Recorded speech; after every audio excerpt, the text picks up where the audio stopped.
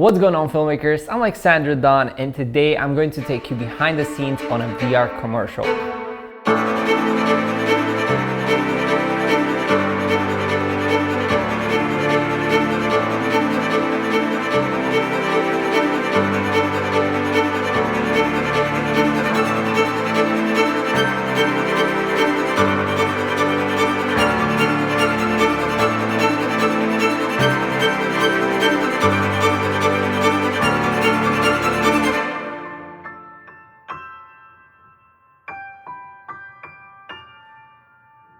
Sadly, I can't show the full commercial due to copyrights, but as you can see, I put together some of the shots I filmed for it.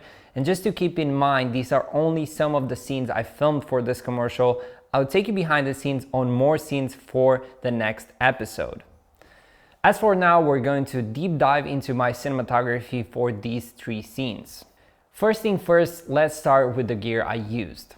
My cameras of choice for this project were Sony FX6 with autofocus primes and a DJI Ronin RS2 with Sony a7S III paired with autofocus primes as well. My lighting of choice for this commercial was pretty minimal.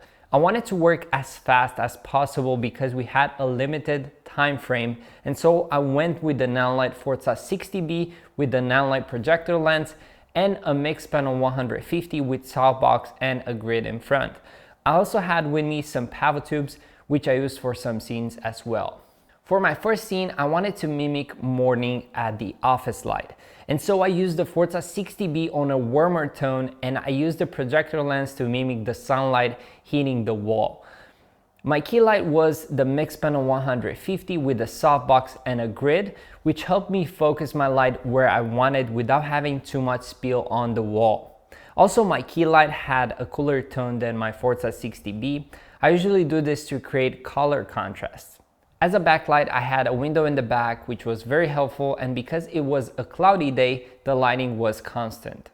Also, I managed to create layering and 3D separation between the subject and background because of my lighting, so this was very helpful as well. I also took the call to not shoot slow motion since I wanted the commercial to be more dynamic, and I also used autofocus, which helped me film faster and focus more on the camera movement rather than keeping things in focus. And I think this is a very important thing to do whenever you have to be fast. You have to take into consideration eliminating some factors that might distract you, such as manual focusing. My plan for this commercial was to film as much footage as I can, scene by scene, and get creative in post-production. I approached this project as if I'm shooting stock footage because the plan was to use most of the shots in different campaigns as well.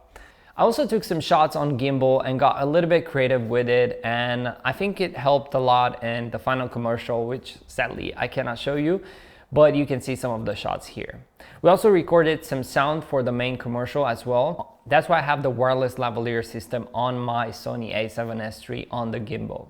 Because I really like the corner we filmed in, I took the call to film some extra shots with the guy in the same location. And for this, I only changed my lighting a little bit, but as you can see on the lighting scheme, it's not so different. It's only a different light placement. So it looks similar, but because of the actor's position, I couldn't put the lights in the same position as the previous scene. Second scene was totally different in terms of lighting. We used the same key light, the MixPanel 150, but we changed its color from daylight to blue. The reason I did this is because I wanted to mimic nighttime at the office. And usually blue light allows us to sell the idea of nighttime. We also lit up some of the practicals in the office, and I think that helped a lot. But to improve my cinematography, I also used some PavoTube II X near the practicals so I can motivate my lighting. This is a really cool example on how you can use the same room but change its appearance only by switching lighting.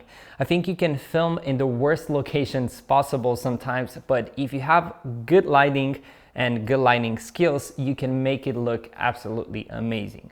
And usually when it comes to quality and camera qualities, I think if you have really good lighting, your image will look absolutely amazing. Third scene was very similar with the second scene, but we changed the location. I mean, not really, but you get the point. One thing that I did extra was to add more haze in the room, and therefore we managed to create a different look than the second scene, even though our lighting was very similar. Overall, I think we managed to get some really good shots in just a few hours without a big crew or ton of lights or rigging. And my point with this is that you can shoot amazing things if you have tools that are versatile. In my case, I only used 2 sets of lights that can do a ton of things, and I don't have to sweat carrying a ton of equipment with me to make really good images. The point is, guys, what I want to say is that it's important to have lights that do multiple things good, like the MixPanel 150 or some PavoTubes or the Forza 60B, which is a dual color light, or have those kind of tools that whenever you need them on set help you a lot and you can create stunning images with it. And if you follow me for a while, you know that I used constantly the Forza 60B paired with the projector, or the Forza 500 or the MixPanel 150B, because these lights are really versatile. Alright, so I want to give you a little bit of hint on what we're gonna do next time. So here is some footage that we're gonna analyze in the next video. And if you guys enjoyed this short behind the scenes, please give me a subscribe so you can stay tuned for the next one. I also color graded this video with my own LUTs, and if you enjoyed the footage that you see on my channel, you can buy my LUTs and have a similar result as I have, because I worked so much on my LUTs that I'm using every day, anytime, even now. So if you enjoyed this video, guys, I'm Alexandru Don. Thanks a lot for watching, and until next time, make sure to have some fun shooting and create some epic images.